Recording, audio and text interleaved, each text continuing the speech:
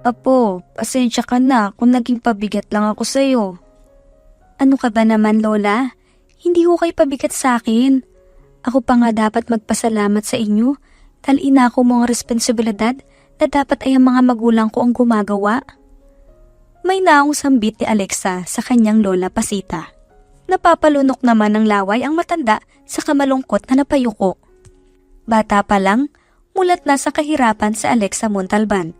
19 years old at grade 9 lang ang tinapos.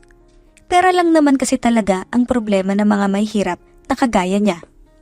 Kaya pinili na lamang niyang tumigil sa pag-aaral upang makatulong sa gastusin nilang maglola. Naglalabada siya sa 4 na pamilya sa kanilang lugar sa tuwing Sabado at Linggo. Sa araw naman ng Lunes hanggang Biyernes ay tinutulungan niyang maglako ng kakanin ang lola niya sa palengke. Lumaki si Alexa sa pangangalaga ng kanyang lola Pasita. Bata pa lang kasi namatay na ang mama niya, habang ang papa naman niya ay hindi alam kung nasaan. Alex, magtatrabaho ka ba? Naghahanap kasi ng kasambayang kakilala ng nanay ko. Sayang ko sa iba mapupunta. Malaki raw sila magpasahod. Bungad sa kanya ng kaibigang si Jonah. Sandaling natigilan si Alexa. Kalaunan ay mabilis siyang napapatango.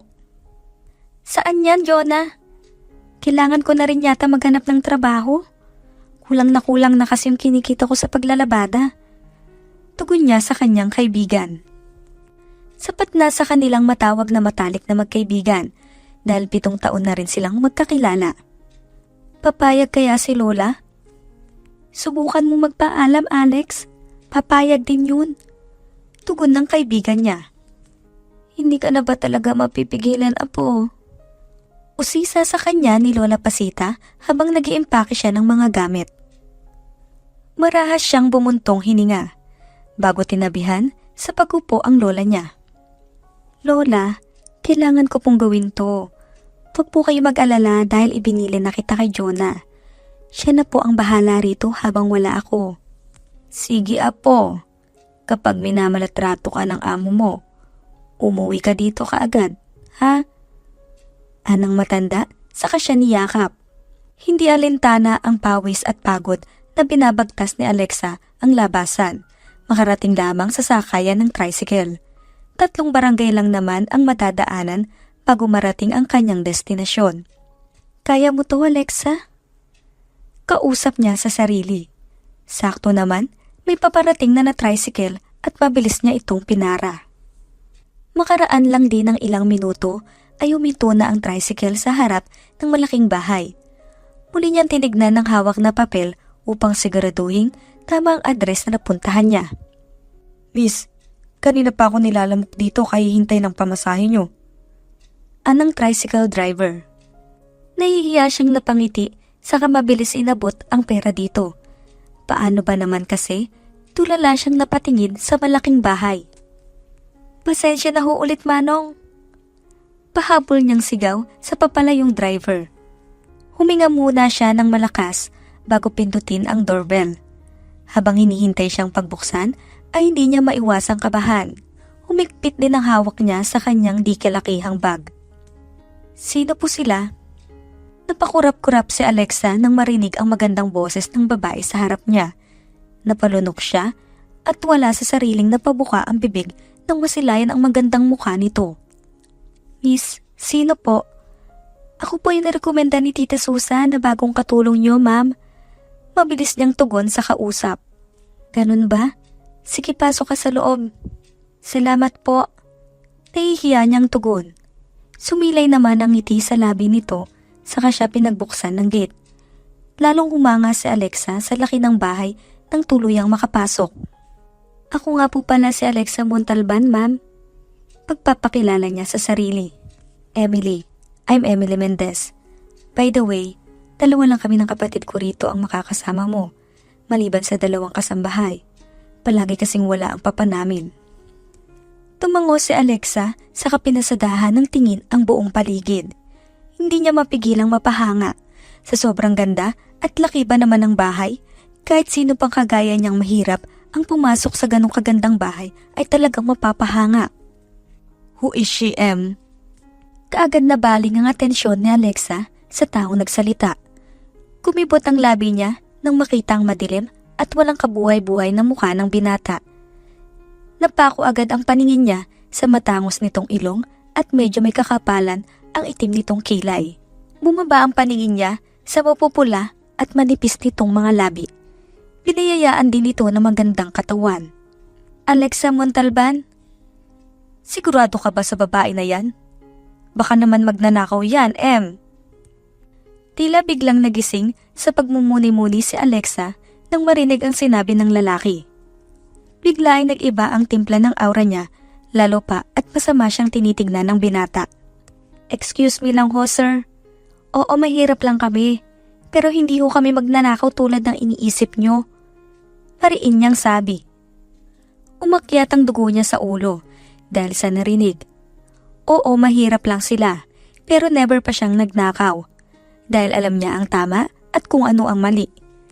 Kuya, you're so... What, M? Kakampi mo pa yung babaeng yan? Paano ka naman nakakasiguro na hindi magnanakaw yan? Inuulit ko ho, sir. Hindi ho ako magnanakaw. Kahit ipacheck niyo pa ang background ko. Naiirita niyang tugon. Nagtaas baba ang dibdib niya. Tandaan numang oras, gusto niya nang sumabog. Maikli lang ang pasensyang meron si Alexa, kaya ngayon pa lang ay nahihirapan na siyang makipagsabayan sa kasungitan ng kanyang among lalaki na tila pinaglihi sa ampalaya. Kuya, please, ipaubaya mo na siya sa akin. Ani Emily, saka siya hinila paakyat sa itaas. Hindi na niya nilingon ang binata, pero ramdam niyang pinapanood sila nito habang paakyat sila na hagdan. Hayaan mo na si Kuya Richard, Alexa. May pinagdaanan kasi siya, kaya sana habaan mo pa ang iyong pasensya sa kanya. Usal sa kanya ni Emily nang tuluyan silang makapasok sa maid's room. Tumango lang si Alexa. Hindi niya alam pero nababaitan siya sa dalagang amo. Hindi naman kasi ito istrikta. Nagdagan pa na lagi itong nakangiti kapag kausap siya. Sa unang araw pa lang ng trabaho ni Alexa, ay maayos naman ito. Magaan lang ang trabaho nakaatang sa kanya kahit sobrang laki ng bahay. Naglalaba lang siya ng damit ng dalawang amo niya. Pagkatapos iyon, lilinisin lang niya ang silid ni Richard at Emily. Maswerte ka, Alexa. First time naming nakita nagpapalinis ng kwarto niya si Miss Emily. Ayaw niya kasi na may nangingialam sa mga gamit niya. Mahabang litanya sa kanya ng isa sa mga kasama niyang katulong na si Amay. Oo, Alexa. Kaya wag mong sayangin ang tiwalang binigay sa'yo. Sa katandaan mo, bawal ang ingkitera at sulsulera dito. Sabat naman ang isa na si Rose. Napatango-tango na lang si Alexa sa mga narinig. Huminga siya ng malalim bago kinuha ang panlinis upang simulan na ang trabaho. Ikalawang araw niya ngayon sa bahay ng mga Mendez. Kaya todo ingat siya sa mga kinikilos niya lalo sa harapan ng masungit na si Richard. Pinaglihi pa naman yun sa ampalaya. Lagi kasi nakasibangot na ipang babaeng may regla. Bakit ka lang nakatayo dyan? Wala ka bang balak pagtrabaho ng bawat butil ng bigas na kinakain mo? Napaangat ang mukha si Alexa nang marinig ang malaking boses ni Richard sa bukana ng pinto ng silid nito. Paano ba naman kasi? Natulala lang naman siya habang hawak ang walis at daspan. Kuya, tumawag si Dad. Hindi pa raw siya makakauwi. Ani Emily habang papalapit sa kinaroroonan nila. Hindi sumagot ang binata. Sa halip, masama lamang itong nakatingin kay Alexa na parang may nagawang kasalanan ang dalaga. Linisin ko na po ang kwarto niyo, sir. Hindi na hinintay ni Alexa na makasagot ang binata at nagmamadali na lamang siyang pumasok sa silid nito. Ang sungit talaga. Kung hindi ka lang gwapo, naku. What? Kung hindi lang ako gwapo?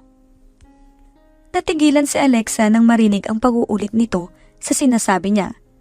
Keme siyang napangiti, nakalaunan ay naging halakhak. Hindi ho kayo ang ibig kong sabihin doon, sir. Kako yung crush ko, nakapitbahay lang namin. Gwapo at mayaman sana, kaya lang ho, ubod naman ang sungit. Tugon niya bago ito tinalikuran. Narinig pa niya ang mahinang pagtawa ni Emily sa likuran niya, pero hindi niya ito nilingon. Naglalaro ang mga nakakalokong ngiti sa kanyang labi bago sinimulan ang paglilinis. Natapos din naman siya Matapos ang kalahating oras, hindi naman siya nahirapan dahil halos wala rin namang alikabok o dumi sa silid ng binata. Pagkatapos niyang maglinis, ay naglaban naman siya. Alexa, samahan mo ako mamaya sa mall. May bibilin lang ako.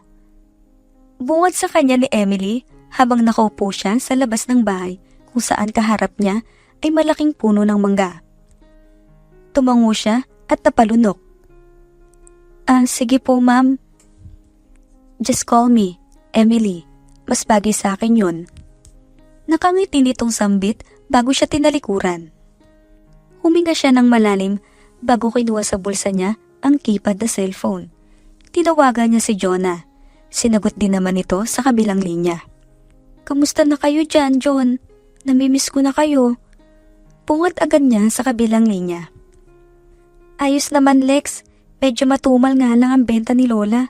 Paano ba naman kasi sinisingil siya lagi ng grupo ni Baldo? Kung hindi naman siya magbabayad, ibibigay nila sa ibang pwesto ng lola mo.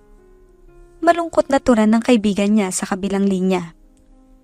Matapos ang usapan nila, ay walang buhay niya ibinalik sa kanyang bulsa ang cellphone. Yumuko siya sa nilamusan ang muka gamit ang mga palad niya. Awang-awa na talaga siya sa kanyang lola dahil matanda na ito. Pero wala rin naman siyang magagawa upang iahon ito sa kahirapan dahil isang kahig, isang tuka lamang sila.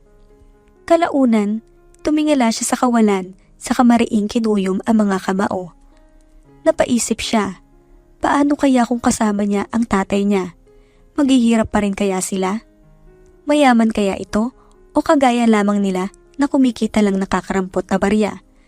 Maraming katanungan si Alexa, ngunit isa sa mga iyon ay wala siyang nakukuhang sagot. Bagay sa'yo tong dress na ito, Lex. Ani Emily habang hawak ang light pink na maxi dress. Simple lang itong tignan pero tiyak bagay ito sa kanya. Ma'am, Emily, hindi naman ako mahilig sa mga ganyan. Sanay kasi ako sa mga t-shirt at pantalon. Tugon naman niya. Hindi siya sanay magsuot ng mga ganong damit pero inaamin niya nagagandahan siya sa nasabing dress. Wala na siyang nagawa nang bilhin iyon sa kanya ni Emily.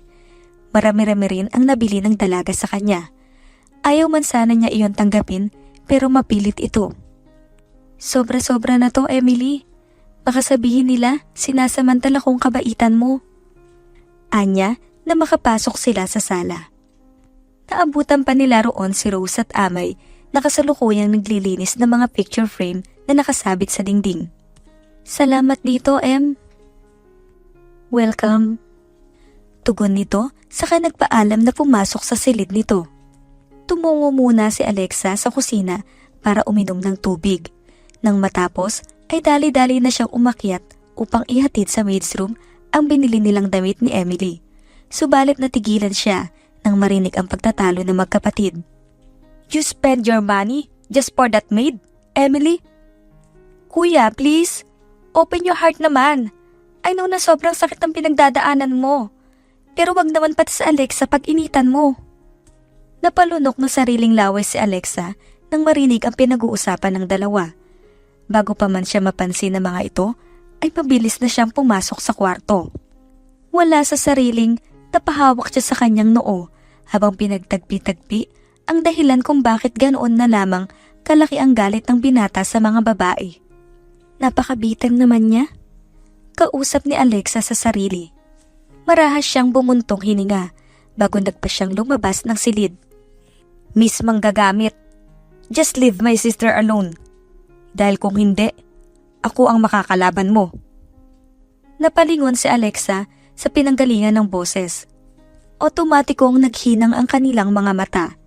Napalunok siya ng laway ng madilim at pailalim itong nakatingin sa kanya. Para bang nangangain ito ng buhay. Uulitin ko, layuan mo ang kapatid ko. Muling sambit nito na ikinasinghap niya. Tumalikod na ito pero natigilan din ito nang magsalita siya. Hoy, Mr. Sungit, kung may problema ka sa buhay, huwag mo ko itamay. Saka hindi ako manggagamit, Mr. Sungit. Tugon pa niya. Binalingan siya nito na naka-cross arms pa. Muli siya nitong tinitigan sa mga mata. Don't me, Alexa. Dahil kilala ko ang mga kagaya mo. Mahilig makipaglaro sa apoy. Nagpanting ang tenga ni Alexa nang marinig ang sinabi ng kausap. Biglang kumulo ang tugo niya dahil sa sinabi nito. Kaya naman, bago pa siya mawala ng respeto rito, ay mabilis niya na itong tinalikuran. Ganyan talaga yan si Sir Richard, Alexa. Intindihin mo na lang siya. Bungat sa kanya ni Amay nang makarating siya sa kusina. Padabog niyang hinila ang silya, saka umupo roon. Naiinis siya dahil malayong-malayo naman siya sa mga pinagsasabi ng binata. Maayos na trabaho lamang naman ang nais niya para makatulong sa lola niya. Pero bakit pati iyon ay pinagkait sa kanya ng tadhana? Alam ko, Alexa, kapag hindi mo naman siya papatulan, titigilan ka rin niya. Kami nga noon, mas malala pa yan. Pero tiniis namin ang lahat. Iniisip na lang namin, titigilan niya din kami kapag tatahimik kami at hindi siya papatulan. Komento naman ni Rose. Natahimik siya at unti-unting tumango. Tama kayo. Kung magpapatalo ko sa kanya, hindi ko matutulungan ng lola ko. Anya, kumuha siya ng baso saka iyon sinalina ng tubig. Ginawa ni Alexa ang napag-usapan nila ng kasamahan niyang kasambahay. Hindi niya na lamang pinatulan si Richard. Sa halip ay kinukulit niya pa ito dahil upang lalo itong mainis sa kanya. Habang tumatagal din ay lalo silang naging close ni Emily. Laking pasasalamat niya dahil kahit katulong lang siya ay hindi ganoon ang tingin sa kanya. Kamusta naman ang kapatid kong ubot ng sungit? Napapalambot mo na ba? Maya-maya pa ay bungad sa kanya ni Emily. Hindi pa rin, Em. Masyadong matigas eh. Hirap niya palambutin. Reklamo niya, dahilan upang bumanghalit ng tawa ang kausap. Kumunot naman ang noo niya nang mapagtanto ang sinabi. Talaga ba, Lex? Bakit kasi hindi mo siya akitin? Naku, sinasabi ko sa'yo, bibigay din siya. Kiit ni Emily na ikinailang niya.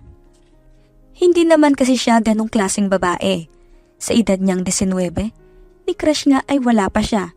Tapos ngayon, uutusan siyang mangakit ng lalaki at amo pa niya. Mahirap naman yatang gawin yon. Ano ka mo? Akitin? Si Richard akitin ko? Diyos ko, Em. Sa iba mo na lang ipagawa yan. Reklamo pa niya sa kausap. Trust me, Lex. Magwo-work tong plano ko.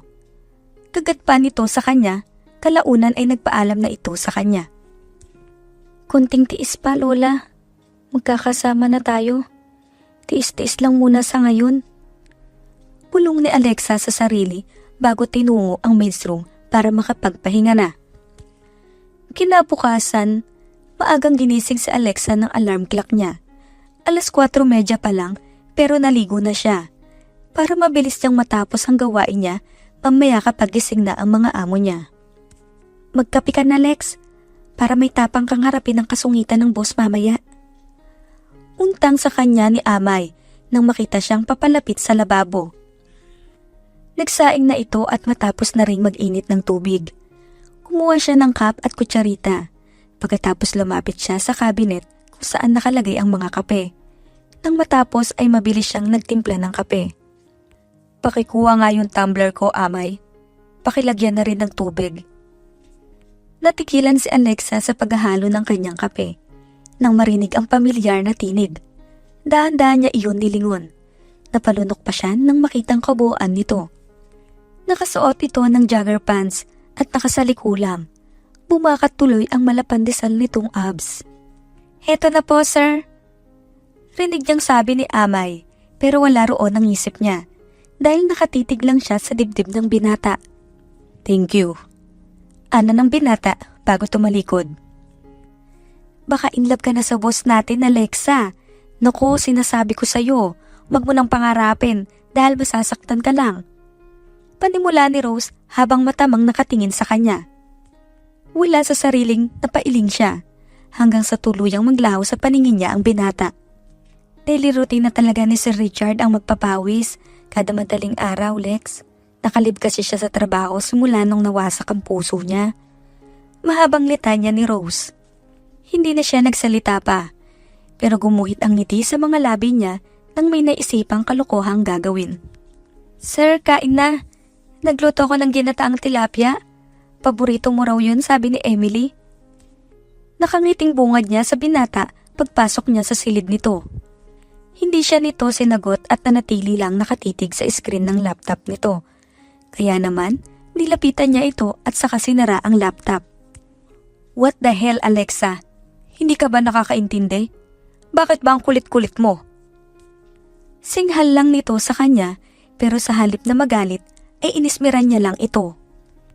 Kain na nga raw, sabi ni, "Leave me alone." Ayoko nga. Titigilan lang kita kung aalisin mo yung kasungitan mo.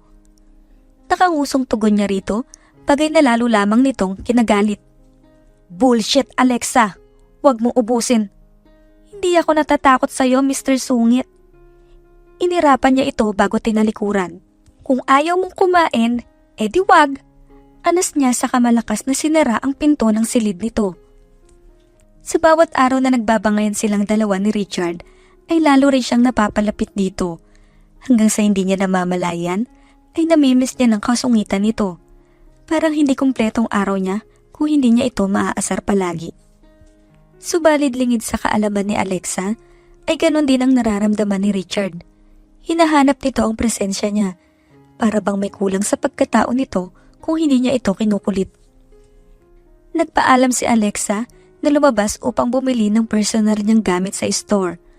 Pagdating niya roon, saktong malapit na rin itong magsara, kaya naman binilisan niya na ang kilos. Miss, ang ganda mo naman. Pwede ka bang tikman kahit isang round lang?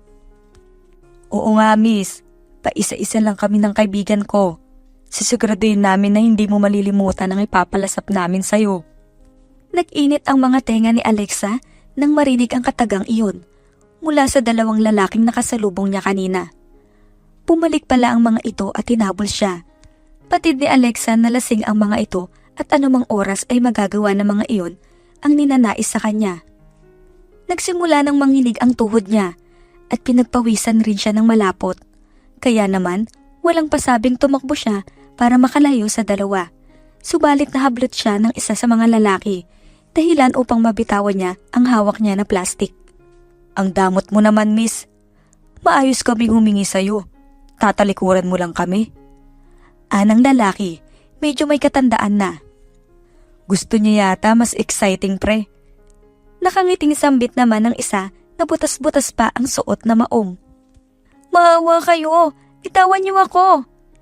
Sigaw ni Alexa sa dalawa pero tila walang narinig ang mga ito.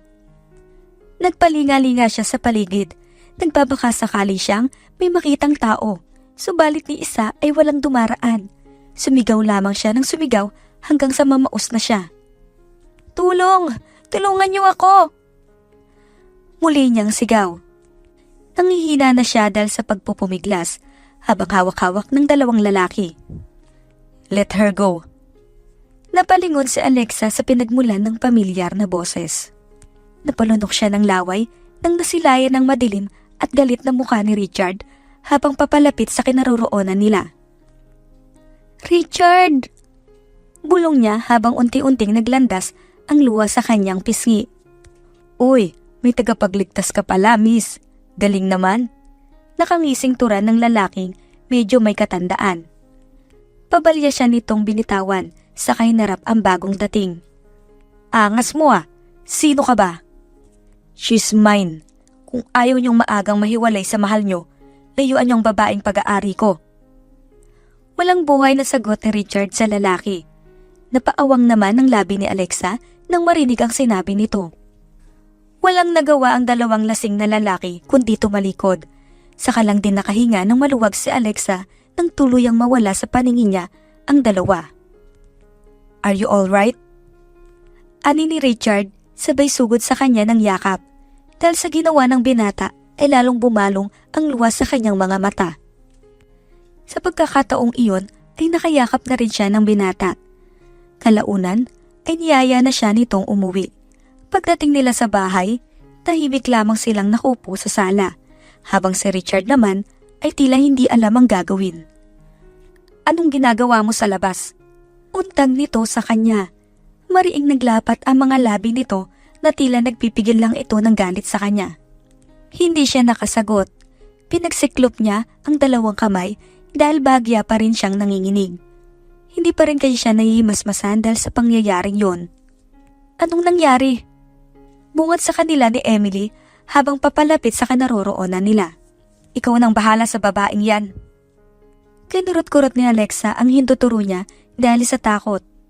Natatakot siya sa posibleng mangyari kung hindi siya agad nasaklolohan ni Richard. Saka tiyak siya ang sisisihin kung may masamang nangyari sa binata. Mabuti na lang talaga hindi ito napaaway dahil sa kanya. Mabuti pa, magpahinga ka na Lex. Bukas na tayo mag-usap. Sambit ni Emily bago siya inalalayan papasok sa tutulugan niya. Sa silid naman ni Richard, inabot na siya ng 1 oras sa banyo. Wala pa rin siyang balak lumabas. Panay ang paghilamos niya sa kanyang muka habang pilit inaalis sa isip at utak niya ang imahe ng dalaga. What the heck? Bakit ganito ang nararamdaman ko? I'm not crazy. I'm not. Bulong niya sa kawalan. Kulang na lang ay sabunutan niya ang sarili. Nahihibang na ba siya? Bakit laging imahe ni Alexa ang nakikita niya? Ilang araw na siyang ganon. Palihim niyang sinusundan ng tingin ng dalaga. Sa tuwing mawala ito sa paningin niya, napapangiti siya sa tuwing masilayan ang maamong mukha nito. Kaya nga dinadaan niya na lang sa pagsusungit para hindi siya mahalata. I think I fell in love with her, Em. Hirap labanan. Ginawa ko naman lahat para hindi ako umibig muli sa kagaya ni Lynette. Pero heto ako, tumitibok na naman ang walang yakong puso. Naiilang niyang sambit sa kapatid na nasa bar sila ng mga oras na iyon. Bahagya naman natawa si Emily dahil sa narinig. Kuya, I already told you na hindi porket katulong sa Alexa ay kagaya niya na si Lynette. At least si Alexa hindi nagpapanggap na mayaman siya, kaya naiba siya sa babaeng yun. Tugon niya sa kanyang kapatid. Emily is right, dude. Napaangat ang mukha niya sa taong nagsalita. Si Ingo, kaibigan niya. Kararating lang nito. Dumiretso ito sa tabi niya saka siya tinapik sa balikat. Hindi naman kasi biro ang ginawa sa kanya ni Lynette, Ingo. Nagsinungaling na nga. Nagnakaw pa. I know, Em. Tugon naman ng lalaki. Tahimik lamang nakikinig si Richard sa dalawa habang diretso lang ang tingin niya sa gitna ng dance floor. Maraming babaeng naghihiyawan at ang iba ay lasing na. Pero wala sa mga iyon ang isip ni Richard kundi sa babaeng naiwan sa bahay niya. Kuya, tell her the truth. Baka maunahan ka pa. Pambubuyo sa kanya ng kapatid. Naiiling niyang nilagok ang naiwang alak sa baso bago dinampot ang phone na nakapatong sa mesa. I have to go, Ingo. Ikaw na bahala sa kapatid ko. Malilintikan ka pag nilasing mo yan. Paalam niya sa dalawa. May tiwala naman siya sa kapatid niya, lalo na sa kaibigan niya, dahil alam niya ang sikreto nito na isa itong binabae. Yes, sir. Natatawa nitong tugon sa kanya. Habang nagmamaneho si Richard pauwi sa bahay, napadaan siya sa eskinita kung saan niya naabutan si Alexa na kamuntikan ng mahalay ng 2 kalalakihan. Mabuti na lang talaga, nagkataon na napadaan siya sa lugar na iyon galing sa bahay ng isa niyang kaibigan na si Leslie. Dahil kung hindi, baka naghahasa na ang dalaga. Tahimik at madilim ang sumalubong sa kanya pagpasok niya sa paunang pinto. Dumiretso siya sa kusina upang uminom ng tubig. Pero natigilan siya nang mabungaran doon si Alexa na kasalukuyan umiinom ng kape. Kumunot ang noo niya. Kape sa gabi? Hindi ka ba matutulog? Sunod-sunod niyang tanong dito. Narinig niya ang pagtikhim nito pero hindi ito nagsalita. Ilang sandali pa, tumingala ito sa kanya saka matamlay siyang nginitian. Maraming salamat po sa pagligtas sa akin. Hindi man lang ako nakapagpasalamat sa iyo ng maayos. Tugon sa kanya ng dalaga. Pansin ni Richard ang pananahimik nito. Nagsimula iyon nang dalhin niya sa bahay ang kaibigan niyang si Leslie. Simula rin yun, hindi na siya kinukulit pa ng dalaga. Nilayuan siya nito na para bang may nakakahawa siyang sakit. Iniisip na lang niya baka na-trauma pa ito sa nangyari. Alexa, can we talk? Bakit po? I like you. Matagal ko nang gustong sabihin. Matagal na rin naman kitang gusto, pero natatakot ako. May naong sambit ng dalaga bago sumimsim ng kape. Sumilay rin ang ngiti sa kanyang labi at walang pasabing sinugod ng yakap ang dalaga. Thank you, Lex. Thank you talaga. I promise na mamahalin kita. Masigla niyang tugon. Walang patid ang saya na nararamdaman ni Alexa nang nalaman niyang gusto rin pala siya ni Richard. Akala niya hindi niya mapapalambot ang puso nito. Hindi rin niya akalain na pareho sila na nararamdaman. Pero sa kabila ng sayang nararamdaman niya, nangingibabaw pa rin ang takot doon. Natatakot siya sa posibleng mangyari kung malaman ng ama nito na may relasyon silang dalawa. Ayon pa naman sa kasamahan niya, napaka-istrikto pa naman daw nito. Don't worry, Lex. Kami nang bahala magsabi kay mom and dad. Sa ngayon, mag-enjoy lang kayo. Bungad sa kanya ni Emily. Nasa kusina sila ng mga oras na iyon habang kumakain ng agahan. Tumango na lamang siya bago tinapos ang pagkain. Masaya siya dahil suportado ni Emily ang relasyon nilang dalawa ni Richard. Dumating pa nga sa punto na kinukulit na silang magpakasal, bagay na kaagad niyang tinutulan. Really? Kailan, Dad? Bukas ng umaga, nandito na kayo ni Mom? Napalunok ng laway si Alexa nang marinig ang sinabi ni Richard. Dapat masaya siya dahil sa loob ng 4 na buwan niyang paninilbihan sa pamilyang Mendez ay makikita niya na ang mag-asawa. It's okay, Lex. Everything will be alright. Anang binata nang mapansin niyang natahimik. Kinakabahan siya para kasing merong hindi magandang mangyayari. Upang maibsan ang bumabagabag sa kanyang isipan, ay niyaya niya na lamang lumabas si Richard. Naglakad-lakad sila para makalanghap ng sariwang hangin. Kumakain ka ba ng isaw? Tanong niya sa binata nang napadaan sila sa isawan. What's isaw? Kunot noong tanong sa kanya ng binata. Napangiwi pa ito at halatang walang alam sa pagkaing sinasabi niya. Ito Turo niya sa lutong isaw. Kumuha siya ng isa saka mabilis itong kinagat. Napapikit pa siya habang ninunguya-nguya ito. Kayo sir, ayaw nyo? Masarap to. Napamulat si Alexa nang marinig ang sinabi ng tindero. Tumango siya para sang ayunan ang sinabi nito. No, it's okay Lex, I'm full. Tugon nito na bahagya pang hinimas ang tiyan. Nang makaramdam ng kabusugan, ay nagyaya na siyang umuwi ng bahay. Naabutan niya pa nga sa sala si Emily na tila inaabangan ang pagdating nila. Baka sa mukha nito ang pangamba. What's wrong, Em? May prob? Mabuti naman at naisipan mo pang umuwi, Richard. At talagang nagawa mo pang makipag-date sa mga katulong. Ganyan na ba talaga kababa ang tingin mo sa sarili mo? At puro katulong ang natitipuhan mo? Napalunok si Alexa nang pasadahan siya ng tingin mula ulo hanggang paa. Mapanuring tingin ang mababanaag niya sa mga mata nito. Matid niyang hindi siya gusto para sa anak nito. Dad, please, hayaan niyo na ako magmahal ulit. Dinig niyang sabi ni Richard sa ama nito. Narinig niya ang pagtagis ng bagang nito at walang pasabing nilapitan siya. Ikaw babae, umalis ka sa pamamahay ko kung ayaw mong anak ko ang palayasin ko. Dad, wag naman sana umabot sa ganito. I love her at kaya kong patunayan yon. Ang magmahal ulit ng katulong, Chard? Are you crazy? Ipapaalala ko lang sa'yo na ang mga katulong na yan ang dahilan kung bakit hanggang ngayon ay hindi ka pa rin nakakabalik sa kumpanya. Dahil sa katangang ginawa mo.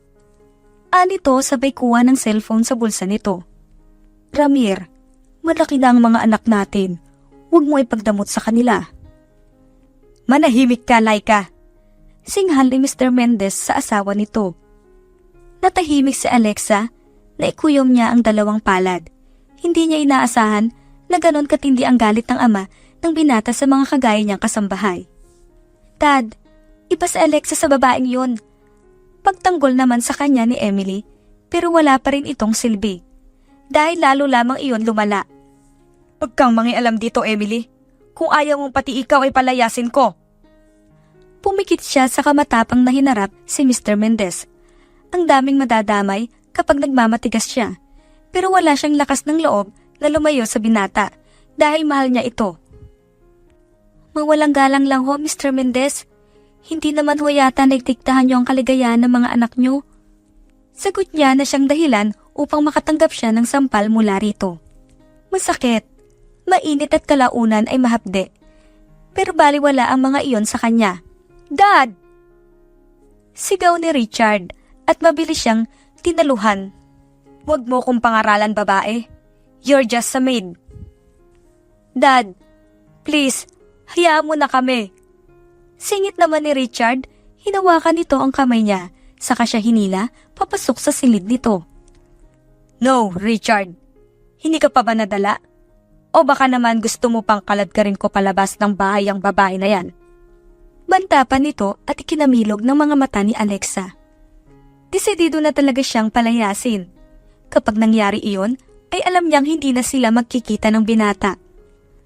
Unti-unting naglandas ang luha sa kanyang pisngi bago tinanggal ang kamay ng binata na kasalukuyang nakahawak sa palapulsuhan niya. Hindi ako tanggap ng daddy mo, Chard. Hindi pa rin pala maaaring magmahal ang mahihirap sa mga kagaya niyong mayayaman. Siya lang naman itong nag-assume na pwede niyang pasukin ang mundo ng binata. Gayong alam naman niya, sa umpisa pa lang ang kahihinatnan nito. Pero nagmamahal lang naman siya. Bakit kailangan umabot sa ganito? No, Lex. Hindi totoo yan. Walang pinipili ang pag-ibig. Pero bakit ang damot ng pagkakataon? Basag na ang boses niya at anumang oras ay mapapaiyak na siya. Pansin niya ang pag-ikting ng panga ng binata sa kasinapunutan ng ulo nito. Hindi ka aalis. Ako nang bahala sa daddy ko. Maya-maya ay sambit nito sa kanya. Gusto man niyang magdiwang dahil sa sinabi nito, pero hindi niya magawa dahil alam naman niya na kahit anong gawin nila ay tutol sa relasyon nila ang ama nito. Umalis ka sa pamamahay ko, babae. Huwag mong hintayin na kaladkarin pa kita palabas ng bahay. Napatingin si Alexa sa bukana ng pinto nang marinig ang tumadagundong na boses ni Mr. Mendez. Baka sa mukha nito ang galit. No, Dad, please. I'm warning you, Richard. Kung ayaw mong pati ang pinakamamahal mong kapatid, ay palayasin ko. Kung hindi mo sundin ang gusto kong mangyari. Ramir, hanggang ngayon ba naman? Issue pa rin sa'yo si Emily?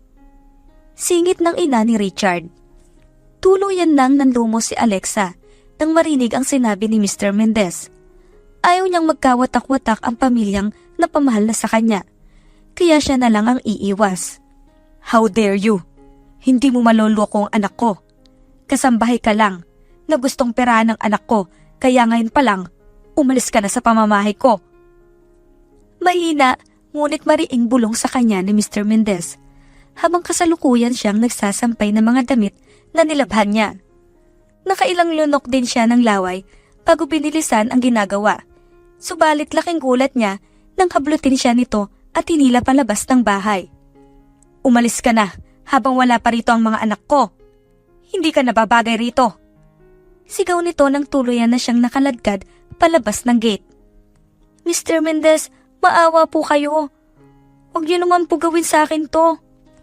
Pagmamakaawa ni Alexa, subalit ni bakas ng lungkot, ay hindi niya mababanaag sa mukha ng lalaki, kundi galit. Nangihinang napaupo si Alexa sa upuan na gawa sa kahoy na makaramdam ng pagod. Sa tansya niya, isang oras na siyang palakad-lakad.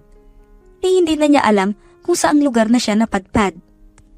Bigla na lamang tumulo ang luha sa pisngi niya kapag maaalala ang ginawa sa kanya ni Mr. Mendez.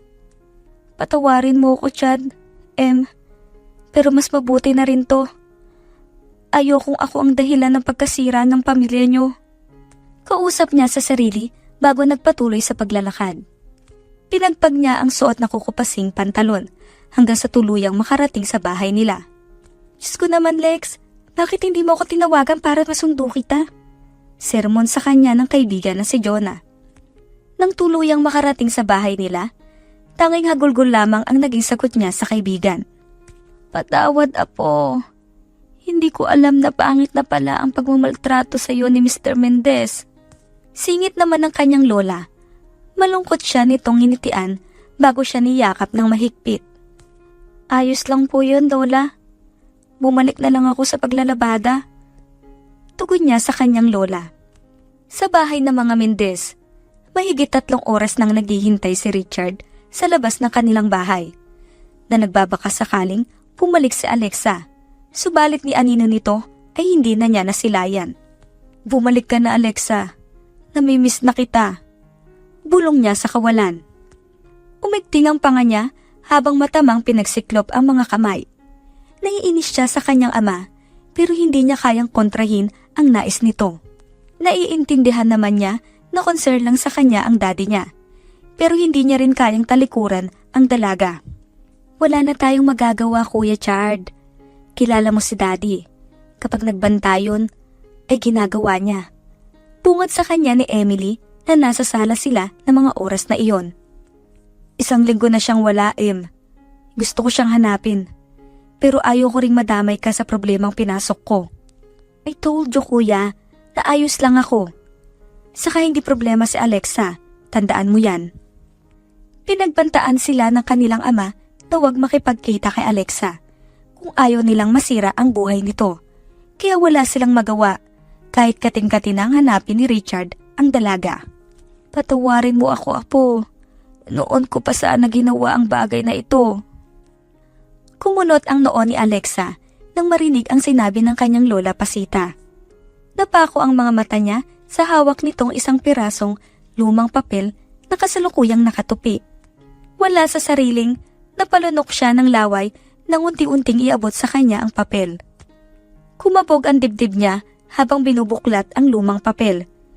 May kalakip iyon na kwintas. Namangha si Alexa sa nasabing kwintas. Dahil kumikinang pa ito at kahit ilang taon na itong nakatago sa loob ng papel na iyon. Puntahan mo ang address na yan, Apo. Mabilis ka nilang makikilala dahil sa kwintas na yan. Natigilan si Alexa. Tila matagal lang nag-sink in sa utak niya ang sinabi ng lola niya. Hindi siya pumayag dahil sa ayaw niyang iwan mag-isa ang lola niya. Pero talagang mapilit ito. Halos ipagtulakan pa siya nito upang puntahan ang nasabing address. Ikaw na muna ang bahala kay Lola Jonah, ha? Promise, babalik ako. Paalam niya sa kaibigan habang isinasakay sa tricycle ang dalang di kalakihang bag. Huwag mo nang problemahin si Lola. Ako nang bahala sa kanya. Pagdating sa Maynila, hindi naman siya nahirapan hanapin ang address dahil sinunod niya ang Google Map. Bago kasi siya umalis, binigay sa kanya ni Jonah ang luma nitong cellphone para may magamit siya pagdating sa Maynila. Nagpalinga-linga siya.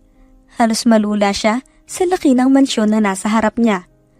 Muli niyang binasa ang nakasulat sa address sa papel na hawak niya. Pero hindi siya nagkamali ng napuntahan. Ito na yon. Ang laki naman ng mansyon na to. Reklamo niya pa bago nagpa siyang lapitan ng gwardya na nakabantay sa gate. Manong, tama po ba ang address na ito? Pinakita niya ang hawak na papel sa lalaki. Oo, ito nga, iha. Anong sadya mo? Magka-apply ka ba? Hindi ho, Manong. May sadya pa ako sa may-ari ng mansyon na ito. Anya at bahagya pang initian ng lalaki. Hindi niya alam kung anong sadya niya sa mansyon na iyon dahil wala namang nabanggit ang lola Pasita niya. Teka lang, iha. Tatuwagin ko lang si Manang Lita. Usas sa kanya ng gwardya sabay pasok sa loob ng mansyon. Habang hinihintay ni Alexa ang paglabas ng guard, hindi niya mapigilan ang sariling mapamangha. Sa tanang buhay niya, ngayon lang siya nakakita ng ganong kalaking bahay. Ang ganda pa ng kulay. Kulay berde ang ginamit na pintura na talaga namang bumagay sa mga halaman sa malawak na hardin.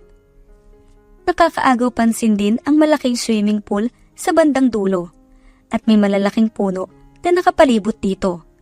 Nakaka-relax tignan ang paligid dahil bukod sa tahimik ay napakaganda pang pangmasdan. Anong kailangan mo sa amo namin, iha?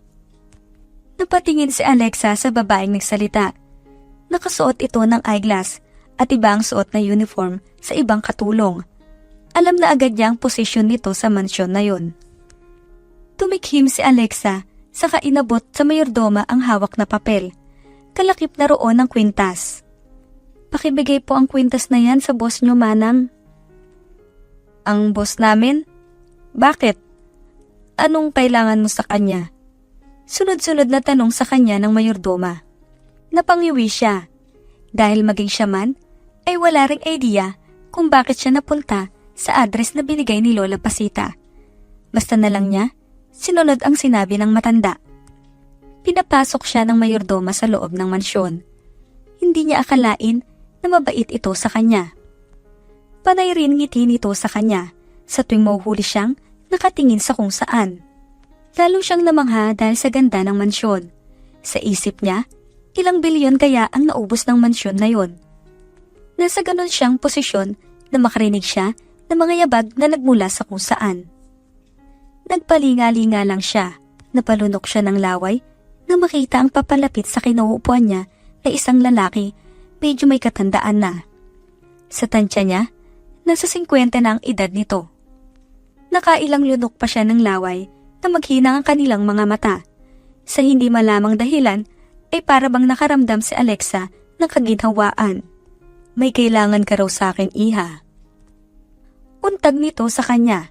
Umupo ito sa bakanting sofa, paharap sa kanya habang nakadekwatro. Nanginginig niyang inabot sa lalaki ang hawak niyang kwintas bago siya yumuko. Ano to? Kunot noong tanong nito sa kanya habang itinaas ang hawak na kwintas. Agad na namilog ang mga mata nito na makita ang kabuuan ng nasabing kwintas. Akin to ah. Binigay ko to sa asawa't anak. Wait, paano napunta sa'yo to? Binigay po yan ng Lola Pasita ko, sir. Ang sabi niya, puntahan ko raw po ang address. Hindi natapos ni Alexa ang kanyang sasabihin nang sugurin siya nito ng yakap. Maigpit tila ayaw na siyang pakawalan. Maigpit na halos hindi na siya makahinga. Gusto niyang magprotesta pero may isang bahagi ng puso niya ang nagdiwang. At sa hindi malamang dahilan ay sunod-sunod na tumulo ang luha sa kanyang mga mata. Nang makabawi ay mabilis siyang kumalas dito at naguguluhan niyang hinarap ang lalaki. Ikaw ang anak ko, iha. Ikaw ang matagal ko nang hinihintay. Anang lalaki at kalaunan ay naiiyak na rin dahil sa tuwa. Kumulot ang noo niya. Naguguluhan siya sa revelasyon na nasaksihan. Ilang beses niyang ipinilig ang ulo sa pagbabakas sakaling panaginip lang ang lahat. Pero heto siya at totoo ang mga nangyayari. Kaya po pala, unang tingin ko palang kanina, may hawig talaga kayo, Don Martin. Anang mayordoma, saka siyang initian ng matamis. Hindi man siya makarelate sa mga nangyayari, ay napapatango na lamang siya. Salamat sa Diyos at nakita na kita, anak. Baka sa boses nito ang pangungulila sa kanya. Kung kayo ho ang ama ko, bakit hindi niyo ako hinanap? Tila may tampo sa tono ng pananalita niya. Marahas itong bumuntong hininga bago hinawakan ang magkabilang kamay niya. Iniabilin ko kayo sa Lola Pasita mo dahil hindi tanggap ng lolo mo ang iyong ina. Isang hamak na mananahi lang kasi ng basahan ang nanay mo kaya hindi siya gusto ng papa.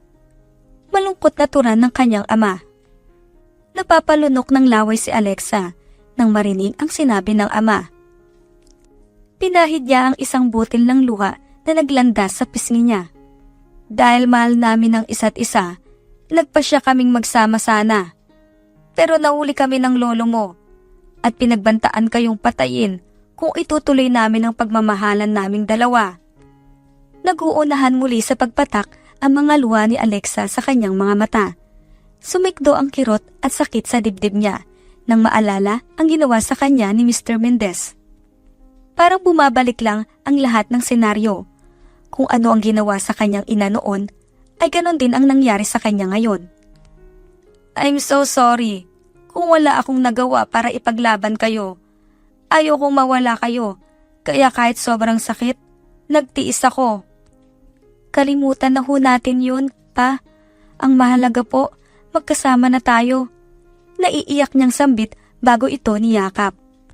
Parang nabunutan ng malaking tinik sa dibdib si Alexa. Sinabi niya sa ama na matagal nang patay ang kanyang ina dahil sa sakit na tumor. Nagtaka lang po ako, pa. Bakit hindi niyo ginamit ang pera niyo para hanapin kami? Iha, hindi porket mayaman ako, magagawa ko na lahat ang naisin ko. Oo, may pera ako. Pero hindi lahat ng kayang gawin ng pera. Pinapaanap ko kayo. Pero wala na kayo sa dating bahay kung saan ko kayo iniwan noon. Nag-offer na ako ng malaking halaga. Pero ang nangyari, na-scam lang kami. Ilang beses akong nagpabalik-balik sa lumang bahay sa probinsya pero bigo akong natagpuan kayo. Mahabang paliwanag sa kanya ni Don Martin. Hindi nakaimik si Alexa. Makikita niya sa mukha ng ama na nagsasabi ito ng totoo. Umalis din kasi sila sa dating tinitirhan simula nang namatay ang kanyang ina. Ayon din dito, simula nung nagkawatak silang pamilya, hindi na rin ito nag-asawa, pero nakabuntis daw ito ng babaeng may pamilya. Paano mo po nalaman na ikaw ang ama ng pinagbubuntis niya? Nagpa-DNA test kami noon. Matapos lumabas ang resulta, nagpakalayo-layo sila ng baby. Simula noon, hindi ko na sila nakita. Na-set up lang kasi kami that time. Pareho kaming nilasing at may pinainom sa amin na gamot para mawala kami sa sarili. Nakaramdam ng lungkot si Alexa para sa kanyang ama. Marahas siyang napabuntong hininga. Dalangin niya na sana magkita sila ng kapatid niya balang araw kung buhay pa ito. Sinikap ni Alexa pag-aralan ang pasikot-sikot sa bawat pasilyo ng nasabing mansyon. Sa sobrang laki kasi nito, halos maligaw pa siya. Dinala rin siya ng kanyang ama sa hasyenda nito sa Cavite. Ang laki ng farm, papa. Ang lawak din ng tubuhan. Manghang sambit ni Alexa nang tuluyang makarating sa hasyenda ng kanyang ama. Hindi niya akalain na sobrang yaman pala ng kanyang ama. Kung tutuusin, napabilang na ito sa pinakamayamang tao sa Pilipinas. May manggahan, apple, at orange pa sa unahan. Kung gusto mong makita, samahan kita. Mga bayo lang tayo, masiglang saad naman ang matanda. Lihim na napangiti si Alexa habang pinagmasdan ng ama na kasalukuyang namimitas ng mga prutas. Namangha siya dahil kahit ang taas-taas na nang narating nito, pero hindi pa niya ito narinig na magsalita ng banyaga. Kung meron man, ilang salita lang ito. Lahat ng ito habilin sa akin ng lolo mo. At dahil nag-iisa lang kitang anak, mapapas sa iyo ang lahat ng meron ako. Anito, saka siya kinabig upang akbayan. Paano po kung kagaya ko, bigla ring magpapakita sa iyo ang isa mong anak? Wala sa sariling tanong niya sa ama. Natigilan naman ito, na makabawi ay ngumiti ito. Then, ikaw na ang bahalang mag-share nito sa kanya. Tugon nito, sabay muestra ng kanang kamay nito sa harapan niya. Tanging ngiti lamang ang naging tugon niya sa sinabi ng kanyang ama. Makalipas ang ilang buwan, unti-unti nang napag-aralan ni Alexa ang ibang negosyo nila. Nagkasundo rin silang kunin ng lola pasita niya sa probinsya. Nag-hire din ang ama niya ng tutor para sa kanya. Hindi naman siya nahihirapan dahil kahit mababa lang ang natapos niya, matalino naman siya. Ay, mahirap mag-adjust, Jonah. Mahirap paniwalaan na ganito pala kayaman ng tatay ko.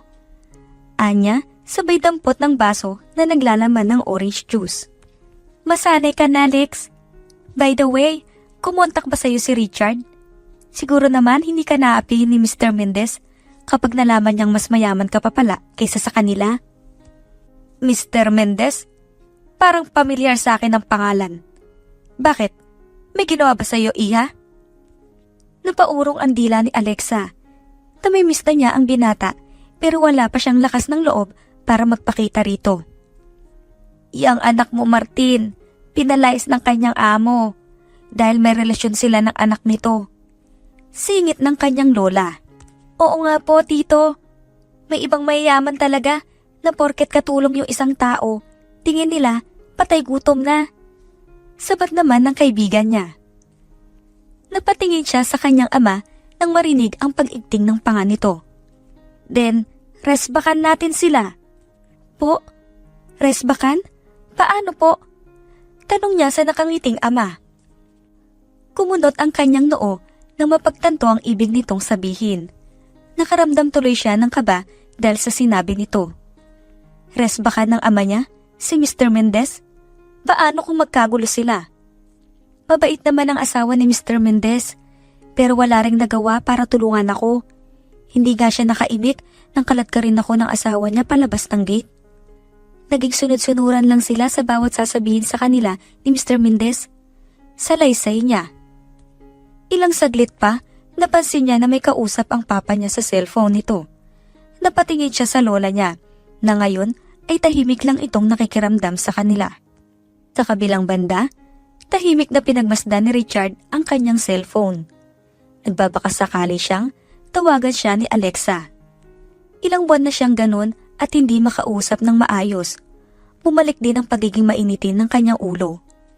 Konting mali lang ng mga kasamahan niya sa bahay, nasisigawan niya na agad. Tumingala siya sa kawalan bago pinatong sa dibdib niya ang cellphone. Kuya, lumabas ka raw, sabi ni Dad. May sasabihin daw siyang importante. Marahas siyang bumuntong hininga. Bago din ako ang pinto ng kanyang silid. Pagdating niya sa sala, naabutan niyang seryosong nakatingin sa kanya ang ama niyang tila pinaglihi sa sama ng loob. Lagi na lang kasi itong nakasibangot. May pupuntahan tayo mamayang gabi sa isang sikat na hotel sa Cavite. May makikipagsosyo raw sa ating business. Panimula nito sa kanya. Kumipot ang labi niya kahit umayaw pa siya. Wala rin siyang magagawa kundi sundin pa ang nais nito. Ramir, ikaw na lang ang pupunta roon? Tugon ng kanyang ina. Pupunta tayong 4, Laika. Maotoridad na sambit ng kanyang ama. Huminga na lamang siya ng malalim bago muling bumalik sa kanyang silid.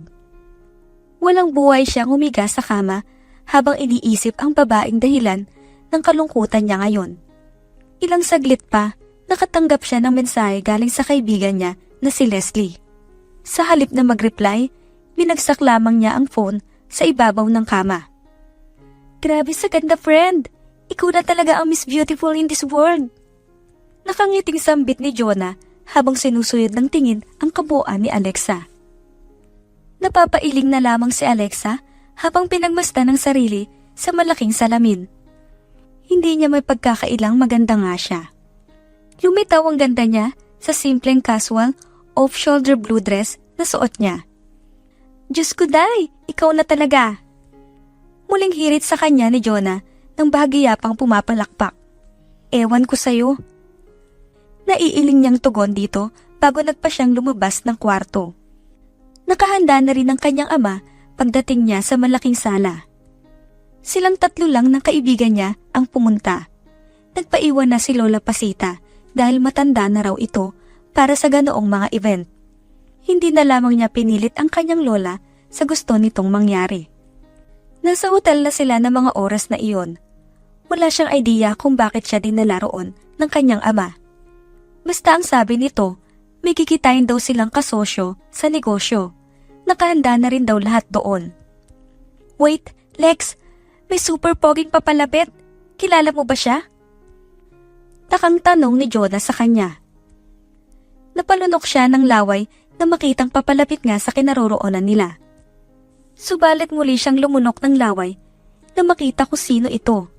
Si Emily, ang ina at ama nito. Alexa, why are you here? How are you, by the way? Bungad sa kanya ni Emily. Hindi siya sumagot. Sa halip, tinignan niya lamang ang binata na nasa harap niya. Kumibot naman ang labi nito, pero wala rin isang salita lumabas sa bibig nito.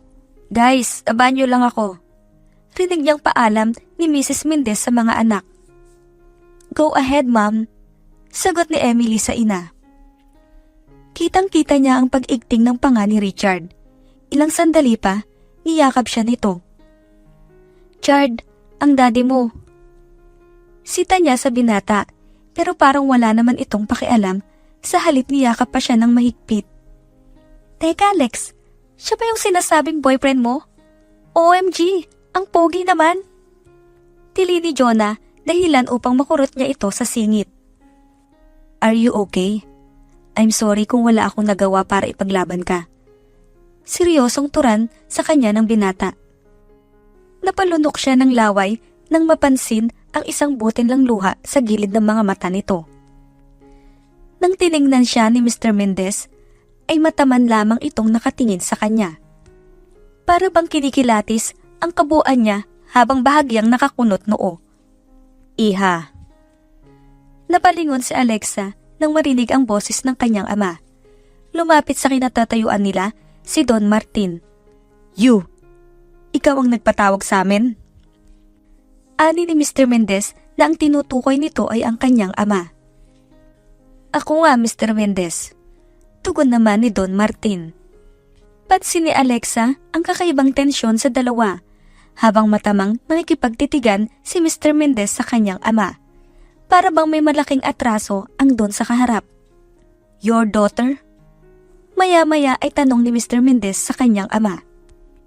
Yes, she's my daughter, Mr. Mendez.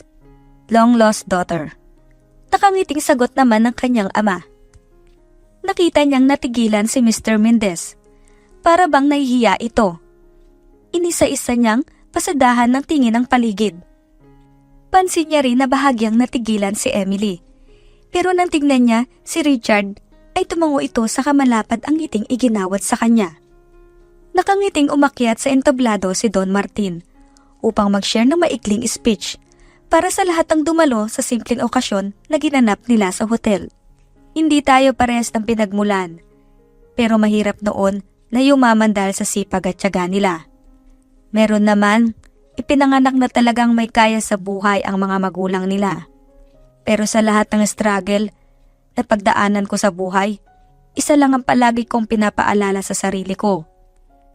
Iyon ay kung nagawan man tayo ng masama, huwag tayong gumanti. Ipapakita at iparamdam lang natin sa kanila na lahat ng tao pantay-pantay. Mahirap man yan o mayaman, tomboy man o bakla, dapat lagi nating iisipin na pareho lang tayo ng pinagmulan. Isa lang ang lumikha sa atin, ang Panginoon, kaya walang pwedeng manghusga sa atin, base lamang sa kung anong panlabas nating kaanyuan. Mahabang litanya ng kanyang ama.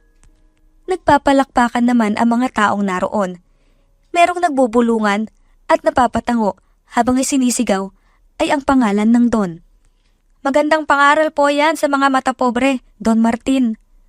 Malakas na sigaw ng isang lalaki na medyo may katandaan na. Muling napalunok ng laway si Alexa, saka mabilis pinahid ang naglandas na luwas sa kanyang pisngi. May kung anong humaplo sa dibdib niya nang marinig ang makahulugang speech ng kanyang ama. Nang tingnan niya si Mr. Mendez, ay tahimik lamang ito at bagiyapang nakayuko. May nasa pulpo sa speech niyo, tito ha? Tinig niyang turan ng kaibigan niya, kaya naman mabilis niya itong pinanlakihan ng mga mata. Napako ang mga mata ni Alexa kay Emily nang mapansin niyang nakatitig lang ito sa kanyang ama. Kumunot tuloy ang noo niya. Sa isip niya, baka natouch ito sa naging speech ng kanyang ama. So what's your plan, Mr. Mendez? Ani ni Don Martin nang makabalik sa mesang kinauupuan nila. Magkatabi lang ang mesa nila, kaya naman maririnig niya ang pinag-uusapan ng mga ito. Tahimik lang si Alexa habang nakaupo kasama sina Jonah, Emily at Richard. May kanya-kanyang hawak na wine ang mga ito, samantalang siya ay tila may sariling mundo. Iha, I'm sorry. Mirusan ako kung bakit ko nagawa sa iyo ang bagay na yon. Usal ni Mr. Mendez. Ilang beses pa siyang napalunok ng laway bago hinarap ang lalaki. Inaamin niya, nakaramdam siya ng inis at pagkadismaya rito nung una. Pero habang tumatagal, ay naiintindihan niya rin ang lahat.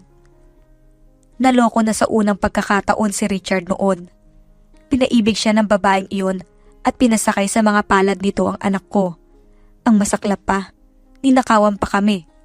Nabalitaan namin na isa palang katulong ang babaeng iyon at bisyo na nitong manloko ng mayayaman para magkapera lang dismayadong turan nito. Bahagya namang natigilan si Don Martin. Kalaunan ay napatango-tango. It's okay, Mr. Mendez. Now I know na nakakadala naman talaga na kapag ganong klaseng tao may encounter natin. But thank you anyway. Dahil kung hindi mo ginawa kay Alexa yon, sigurado hanggang ngayon ay nag-iisa pa rin ako. Sagot naman ng kanyang ama. I'm sorry, Don Martin. Ako dapat ang humingi ng tawad, Mr. Mendez, sa gulong dala ko sa buhay niyo noon. Hopefully, makilala ko na siya. Alang Don sabay tingin sa direksyon nila. Kalimutan na natin yon. Biktima lang kayo pareho. Matagal ko na ring tanggap yon. By the way, makikilala mo rin siya. Tugon naman ni Mr. Mendez. Kumunot ang noo ni Alexa. Naguguluhan siya sa mga pinagsasabi ng mga ito. Para kasing malayo na ang usapan nila sa unang topic. Gayon pa man, pinagkibit palikat na lamang niya ang bagay na iyon. Nang tingnan niya ang mga kasama niya sa mesa, abala na sa phone si Jonah at Emily, maliban kay Richard na nakatitig lang sa mukha niya. Dad, where's Mom? Kanina pa siya wala. Saan nagpunta yun? Maya-maya ay basag ni Emily sa katahimikan. Saka lang din nila napansin na wala nga ito. Baka umuwi na siya. Si Richard ang sumagot. Napatango-tango naman ang ama nito. Hindi nagtagal, nagpaalam na si Mr. Mendez na umuwi. Sumunod naman si Don Martin. Pero bago iyon ay mataman nitong tinitingnan si Richard. Naalarma naman si Alexa nang mapansin ng kakaibang titig nito sa binata. Wag na wag mong paiiyakin ang unika iha ko, lalaki. Dahil ako ang makakalaban mo. Usal nito sa kamarahang tinapik-tapik sa balikat ng binata. Nakahinga naman ng maluwag si Alexa. Papa naman, pinakaba mo ako? Ana ni Alexa sa kanyang ama. Ihatid mo ng buo ang anak ko. Yes po, sir. Maikling tugon naman ni Richard. Naiiling at natatawa na lamang andon bago tuluyang nagpaalam sa kanila, kasama ang mga tauhan nito.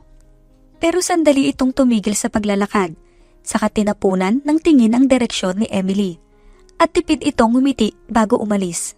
Kamusta ka, Lex? Hindi ko ini-expect na anak ka pala ng hasyendero at pinakamayamang tao rito sa Pinas, ha?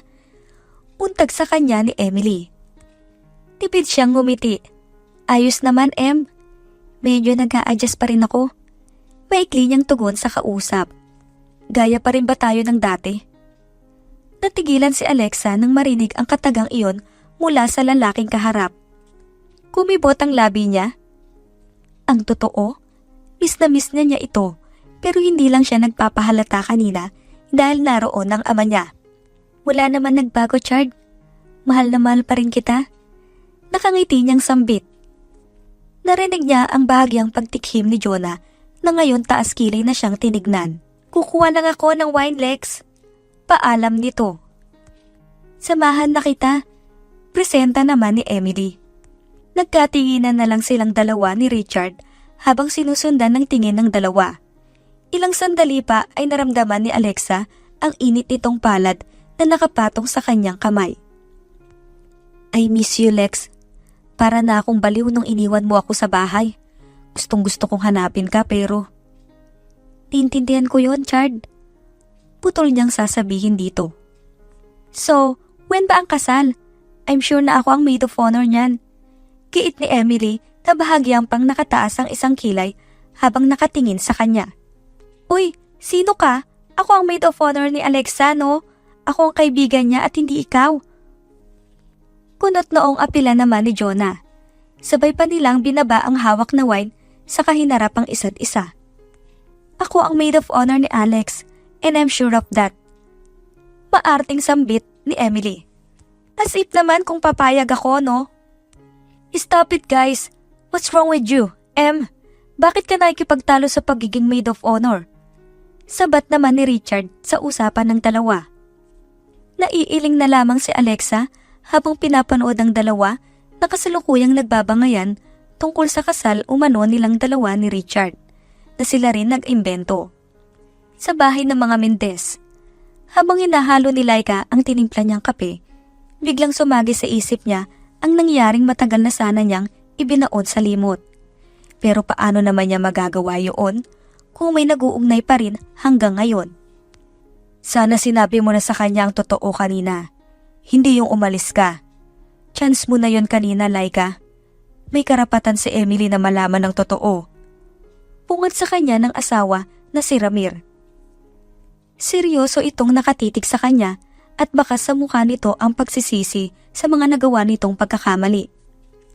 Marahas itong bumuntong hininga bago binaba sa mesa ang hawak na baso. Naging gago ako, Laika. Ang sama-sama ko sa batang yun. Without knowing na siya pala ang nawawalang anak ni Don Martin. Sinseridad na sambit ni Ramir. At least, na-voice out mo yung nararamdaman mo. Pero ako hindi. Hindi ko maaamit sa anak ko ang totoo niyang pagkatao. Malungkot na saad ni Laika sa asawa. Then, tell her the truth, Han. Mas may karapatan kang sabihin sa kanya ang totoo na hindi ako ang tunay niyang ama. Kung ako lang ang masusunod, sinabi ko na kanina sa ama niya ang totoo. Pero ikaw lang ang iniisip ko. I'm sorry, Ramir. Sa kabila ng nagawa kong kasalanan, ay tinanggap mo pa rin ako. Manghiyak-ngiyak na sambit ni Laika. Walang may kasalanan sa inyo sa nangyarihan. Nilasing kayo ng kaibigan ko at pinainom ng gamot para mawala kayo sa katinuan. Kaya wag mong sisisihin ang sarili mo. Mahabang litanya ni Ramir. Kung hindi ikaw ang tunay kong ama, then sino? Bulong ni Emily sa kanyang sarili na kanina pa nakikinig sa usapan ng mga magulang niya. Mahirap paniwalaan lang lahat, Em. Sa isang iglap lang, nagbago ang lahat. Hindi ko rin lubos akalain na magkapatid pala tayo sa ama. Kaya pala nung unang kita ko sa'yo, ang gaan-gaan ng loob ko. Naiiling na komento naman ni Emily sa kanya. 4 na taon na nakalipas simula nang nalaman nila ang totoong pagkatao ni Emily. Inamin ni Laika Mendez na si Don Martin ang ama ni Emily. Noong una ay hindi pa ito naniwala. Pero nang makita nito ang resulta ng DNA test, ay saka lamang napanatag ang loob nila. Sa mansyon na rin tumira si Emily kasama sina Alexa nang magpakasal silang dalawa ni Richard. Matapos din kasi ang kasal, nagdesisyon magbakasyon muna ang mag-asawang Mendez sa Amerika. Hindi ko pa nga nakakalimutan na inagaw mo sa akin ng trono bilang maid of honor. Buti na lang talaga kapatid ka ni Alexa. Dahil kung hindi, naku! Asa ka pang ipapaupaya ko sa'yo ang tronong yun. Natatawang sambit naman ni Jonah. Baliw ka talaga, Jonah. Anas naman ni Alexa bago magpaalam sa dalawa. Tumiretso si Alexa sa silid ng mga bata kung saan naroon din si Richard at ang 4 na yaya ng quadruplets. Nakangiti niyang nilapitan ng mga anak habang masayang nakikipagkulitan sa kanilang ama. Kids, tama na yan. Pawis na kayo. Sita niya sa mga ito. Nag-angat naman ang mukha si Richard saka siya kinindatan. Ang kukulit talaga nila, Lex. Reklamo nito habang pinupunasan ng face towel ang pawisang noo. Huwag kang magreklamo, Chard. Ginusto mo yan eh. Oo na po, mahal. Naiiling nitong sagot bago siya gawaran ng mabining halik sa pisngi. Ang tweet naman ni na Dad at Ma'am. Halos sabay na bigkas ng quadruplets. Nagkabundol pa ang mga ito habang hindi may pinta ang saya sa mukha nila. Napapakamot na lamang sa batok si Alexa habang nakangiting pinagmasdan ang mga anak. Masaya siyang binayaan siya ng mga anak na mababait. 2 babae at 2 lalaki ang pinagkaloob sa kanya ng Panginoon. Hindi man niya inire ang 4 dahil cesarean siya, pero walang katumbas na halaga naman ang pagmamahal niya sa kanyang mga anak. May mga siyendero ta siyendera na ako. Nakangiting sambit ng matandang Don. Kinuha nito ang tasa sa kasumimsim ng kape. Sigurado po yan, Papa. Tugon naman ni Richard. Paano naman ang anak ko, Dad? Singit naman ni Emily na bahagya pang pinalungkot ng boses. Nasaan na sila? Dalhin mo sila rito. Natatawag na saad na kanilang ama. Napakamot si Emily ng batok at tipid ng umiti. Naiiling naman si Alexa habang pigil ang kanyang pagtawa dahil sa reaksyon ng kanyang kapatid. Inaasar na naman kasi ito ng kanilang ama. Paano ka naman magkakaanak niyan? Di man liligaw nga ay wala ka. Banat naman ni Richard na half-sister nito. Pihikan ka kasi. Singit naman ni Alexa dahilan upang magtawanan ang lahat. Masaya si Alexa. Hindi man niya kasama ang kanyang ina dahil maaga itong kinuha sa kanya ng Diyos. Malaki naman ang pasasalamat niya sa mga taong nakapaligid sa kanya. Lalong-lalo na ang kanyang asawa. Dahil sa kabila ng lahat, hindi ito nawala sa tabi niya. Makalipas pa ang ilang taon, tuluyan nang nakapagtapos ng pag-aaral si Alexa sa kursong nurse, habang ang mga anak naman nila ni Richard ay nag-aaral naman sa mamahaling paaralan. Wakas,